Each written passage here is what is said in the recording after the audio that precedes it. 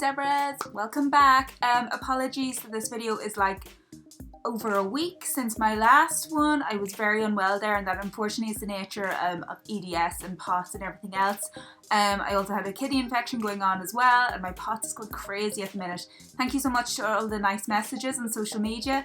Everyone's really nice and stuff, and I'm feeling a bit more human today, so I thought I would do a quick video.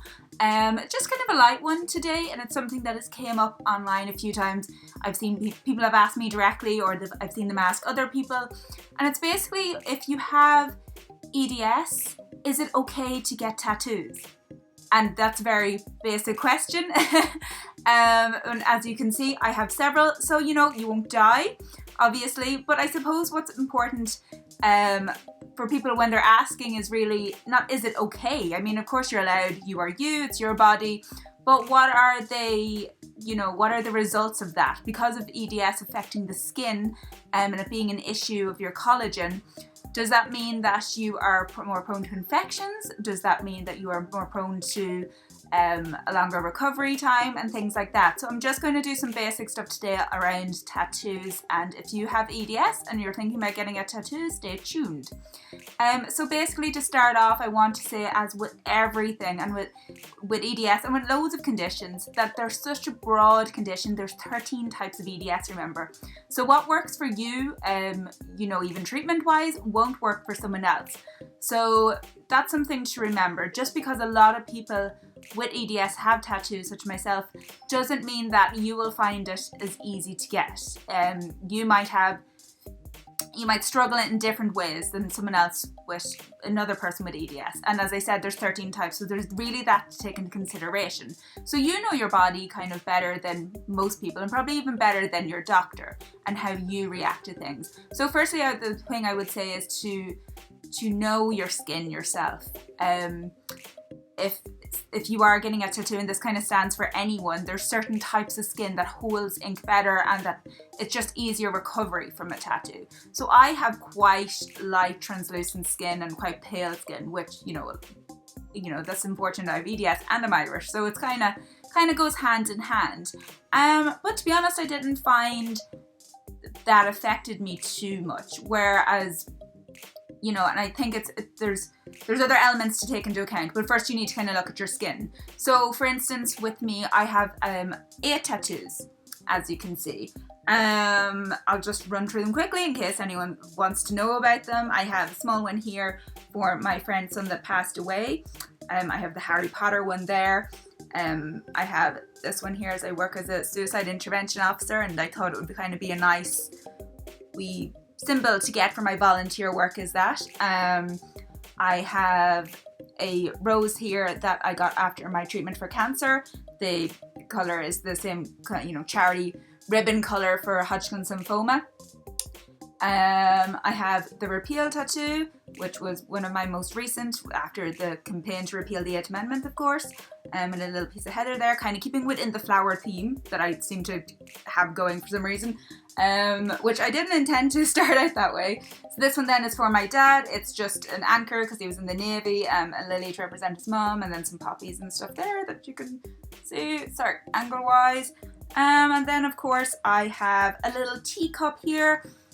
The boyfriend at the time, got a slice of toast. We got like matching toast and tea because we didn't want each other's names.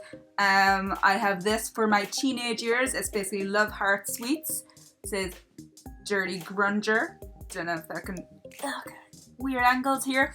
And then I also have this little one for my cat Tubby. And it's kind of done in the kind of 1940s style of like birthday cards, because I just wanted something a wee bit different. So I have like 8 altogether, all varying sizes, and I would say that from my perspective and from my perspective of doing this video, these are on my arms. So with anyone getting tattoos, one of the least painful places on your body that you can get tattooed is your arms. So that's important to note as well.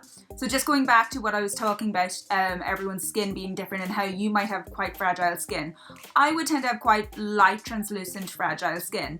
The one thing that I know about me is that even though my skin would tear easily, certain parts of my body are more prone to tears than others. So for instance here, and you probably can't see, but I have like a scar even here, which was just literally a scratch. So I would tear easily here along this part of my body, and also on my fingers. Especially within the little kind of folds there, you know, they would rip quite easily, which is, you know, really gross and annoying. So they're probably places that I wouldn't necessarily go, I should get a tattoo there. So starting off with, that's something to think about. If you're thinking about getting a tattoo, where would be the safest place for you on your body? Where do you tear less? If you are prone to skin breakages. So for me, I'm probably never going to get one here because I don't think that's a good idea, and I don't think it will heal very well. Healing time, I think, yeah, for me definitely it took longer than for a normal person, an average person getting tattoos. Definitely my tattoos do seem to take longer, but then again I'm more on the lookout for infection. I'm more maybe stricter with my tattoo routine than a lot of people might be. So there's a lot of benefits to that as well. You know, I'm on the lookout for things that could go wrong, maybe more so than other people who don't have EDS and get tattoos. So there's that kind of strange benefit then as well. As with everyone that does get tattoos, you need to not only research your tattoo artist quite well, which these days is so easy to do. You need to research them for a long time. So follow them on their Facebook page, their Instagram account, for, I would say, a couple of months at the very least before you decide to get a tattoo from them. Look at the kind of work they do. If you're going to get something like font, or if you're going to get something like a portrait, like an actual person's face, then you need to look at those type of tattoos, because they're a particular type. So if, for instance, that someone's doing a writing or they're doing a kind of font, then they need to understand the spacing structure, because if you don't get a good font that's spaced out well, it's going to, within a couple of months, that's going to be a blob, and it's just going to look ridiculous.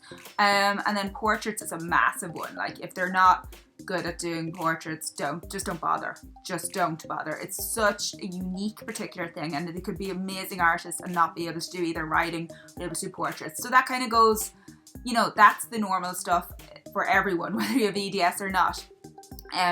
Then also a good thing to also, to remember is that if there's several people in the one shop, are you booking that person you think you're booking, or on the day you go in, are you just getting like, oh, here's their filler for the day, like, someone who's just training?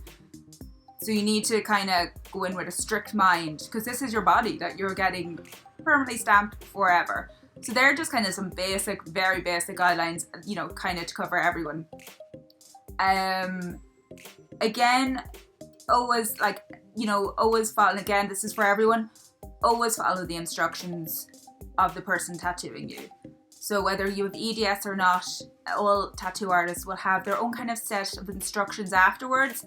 You need to follow them to the T. And like, everyone will be slightly different. There are slightly different kind of techniques and to make you heal to your best.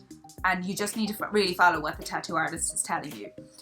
So I would say that if you have EDS, it's not really something that you can discuss with your doctor, unfortunately, because your body is your body, and because you have EDS, someone else with EDS will have a totally different experience. So pick somewhere on your body, like me. If you don't tear too often on your arms, it's the best option to go for.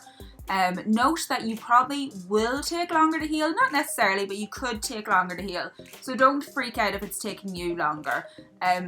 Go by the normal rules that are set in place by your tattoo artist. And things obviously like avoiding the sun, avoiding swimming pools. You must do that longer, just in case. Do it a lot longer until what you're instructed to do, because your tattoo artist probably won't know a lot about EDS or skin issues. Something to note, which I thought was quite funny, was my friend, his tattoo artist, actually said to me that, like, and she was like, don't take this as an insult, but your skin almost feels like an elderly person's skin, which I totally get, and I didn't take it as an insult at all. It's kind of like, I suppose it's just that soft, translucent feel. It's kind of like an elderly person's skin, which is like, but it's weird because you're not bruising, like, because someone older might bruise quite instantly, if they're getting a tattoo or if they're getting anything done to them, really. So it's kind of like that. You might find your tattoo artist, like, you have like elderly skin and yet somehow you have like baby skin at the same time. So it can be a very unusual thing for a tattoo artist to come across. And I suppose it's just, sometimes you might have to let them know that you're okay and that this is okay for you to go ahead with. Unfortunately, there's no set guidelines, there's no set rules. It's basically about knowing your own body and making sure your tattoo artist feels comfortable in tattooing you. So I would say, if you have EDS and you're thinking about getting a tattoo, start off small, start off somewhere in the body that you are comfortable with, that you don't tear often, and just really be on top of your aftercare. And in your mind, add 2-3 weeks to your aftercare. So it's not just healing time, it's doing all those things, extra moisturizing if you need to do it at the very end, not going out in the sun, not going into the swimming pool. So basically, if you want a tattoo, go for it. Unless there's other conditions that are stopping you, or if you feel that you have really fragile skin, at the end of the day, that's you who knows your body the best. And you know maybe the areas that are going to suit a tattoo better. If you have any other questions really relating to tattoos at all, even if you don't have EDS, even if it's just general questions, I'm by no means a tattoo expert. Like, you know, just because someone has tattoos does not make them an expert. But if I can answer it at all, then I will.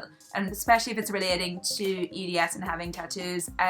Pain-wise, I would say, if that's the thing that comes up, pain-wise, you know, if you have EDS, you're kind of just used to pain. And a lot of people who get tattoos and have EDS, and a lot of people even who don't have EDS, might find that you don't really see it as pain. For me, it's a slight little burning, and there's been like a couple of instances where I've fallen asleep getting tattoos. So, you know, if you're used to pain, it's going to be fairly mild to what you're used to. So that's good, at least. That's definitely one positive. And I'm sure there's other positives. Do you have EDS? Have you got tattoos? Was there any positives or negatives? Let me know in the comments, because it might help other people watching this. And if you have any questions at all relating to this video, let me know.